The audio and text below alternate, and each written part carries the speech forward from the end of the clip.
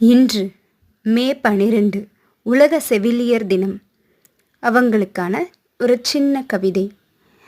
தாய்போல் அன்பு செய்வர், நோய் கொண்டவர் மீண்டெழவே, ஓய்விற்கு ஓய்வு கொடுப்பர், நோயுற்றவர் சுகம் பெறவே, பணி செய்து இன்புறுவர், பிணியுற்றோர் நலம் பெறவே, அன்பினாலே நெய்த உள்ளம் அருவருப்பு காண்பதில்லை, கழிவிரக்கம் கொண்ட கண்ணில் கண்ணுறக்கம் கொள்வதில்லை, பிணி நீக்கும் பணிதனிலே தன்னலத்தை பார்ப்பதில்லை, பிறர் வழி துரத்தும் செயலினாலே சோர்வதும் தெரிவதில்லை, எங்கும் செய்யும் தொழில் தெய்வமாகும், இங்கு தெய்வமே வந்து தொழில் செய்யும்.